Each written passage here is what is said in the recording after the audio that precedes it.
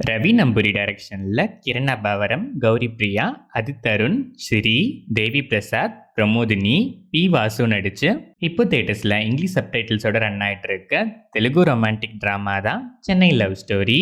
பல வருஷமா காதலிச்ச காதலன் கல்யாணத்தன்னைக்கு கைவிட்டுட்டு போனதை தாங்க முடியாம ஒரு சேஞ்சுக்காக கௌரி பிரியா சென்னை வராங்க.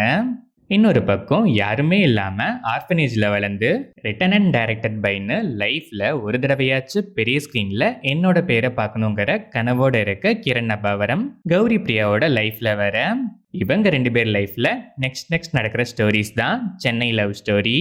இந்த படத்தோட run time 2 hours and 59 minutes. படம் ஆரம்பிச்சது ஒரு ஃபீல் குட் ஜோன்ல நல்லாவே ஸ்டார்ட் ஆச்சு. அங்கங்க சில விஷயங்கள் கிரிஞ்சா இருந்தாலும் சில விஷயங்கள் நல்லாவே கிளிக் ஆச்சு. ப்ரெடிக்டபிள் ஃப்ளோ தான். ஸ்டில் ஃபீல் குட் எலமெண்ட்ஸ்லாம் ஃப்ரீக்வெண்ட் இன்டர்வல்ஸில் இருந்ததால் பெருசாக போர் அடிக்கலை. அங்கங்கே லேக்ஸ் இருந்துச்சு. ரன் டைம் இந்த ஒன்லைனுக்கு கொஞ்சம் அதிகம்தான். நிறைய சீன்ஸ் தேவையே இல்லாமல் திணிச்ச மாதிரி தான் இருந்துச்சு. ஸ்டில் ஃபர்ஸ்ட் ஆஃப் பாசிபிளாக இருந்துச்சு. இன்டர்வல் பிளாக் ட்விஸ்ட் கொஞ்சம் யோசிச்சிருந்தா ப்ரெடிக்டபிள் தான். ஆனால் அது ப்ரெடிக்ட் பண்ணாத அளவுக்கு ஸ்க்ரீன் பிளே கொஞ்சம் நீட்டாகவே ப்ரெசென்ட் பண்ணியிருக்காங்க.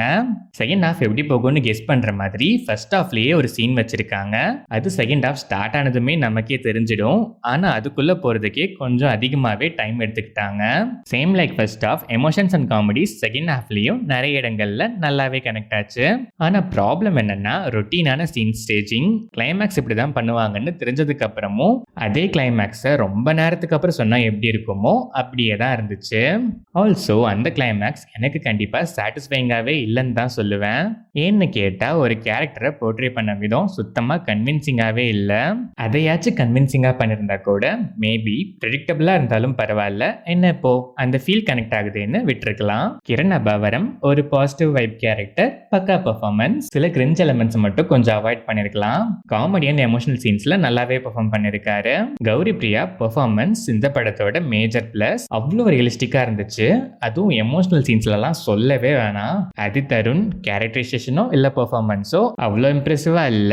டைரக்டர் பி வாசு கேமியோ, அவருக்கெல்லாம் இந்த ரோல் கேக் வாக் தான். அசால்ட்டா பண்ணிருக்காரு. தேவி பிரசாத், பிரமோதினி சில சீன்ஸே வந்தாலும் கொடுத்த கடமைகளை கரெக்டா பண்ணிருக்காங்க. சிரி அண்ட் அதர் ஆர்டிஸ்ட் எல்லாருமே டீசென்டாவே பெர்ஃபார்ம் பண்ணிருக்காங்க. Technical aspects of the film, cinematography, colour tone, cam angles எல்லாமே ஆப்டா, விஷுவல்ஸ் நல்லாவே இருந்துச்சு. சாங்ஸ் அண்ட் பேக்ரவுண்ட் ஸ்கோருமே சோல்ஃபுல்லா இருந்துச்சு. எடிட்டிங் பேட்டர்ன் டீசென்டாவே இருந்துச்சு.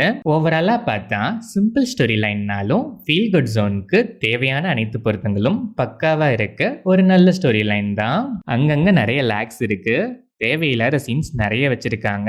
அதுக்கு பதிலாக கிளைமேக்ஸ் கன்வின்சிங்கா இருக்கிற மாதிரி கொஞ்சம் தேவையான சில சீன்ஸையும் வச்சிருக்கலாம். இவ்வளோ லென்த்தி ரன் டைமுமே தேவையில்லை. சில காமெடிஸ் கிரிஞ்சாகவும் சில எமோஷனல் மூமெண்ட்ஸ் ரொம்ப டிராமட்டிக்காகவும் இருந்துச்சு. இதெல்லாம் கொஞ்சம் பெட்டரா ஸ்டேஜ் பண்ணி இருக்க ப்ரெடிக்டபிள் கிளைமேக்ஸை கொஞ்சம் கன்வின்சிங்கா ப்ரெசென்ட் பண்ணியிருந்தா கண்டிப்பா இந்த சென்னை லவ் ஸ்டோரி இன்னுமே ஒரு நல்ல லவ் ஸ்டோரியா ஹார்ட்டை டச் பண்ணியிருக்கும். ஸ்டில் இது ஒரு டீசென்டான ஃபீல் குட் ரொம் காம் தான். ஃபீல் குட் ஆடியன்ஸ் டெஃபினட்டா ஒன்ஸ் ட்ரை பண்ணி பார்க்கலாம்.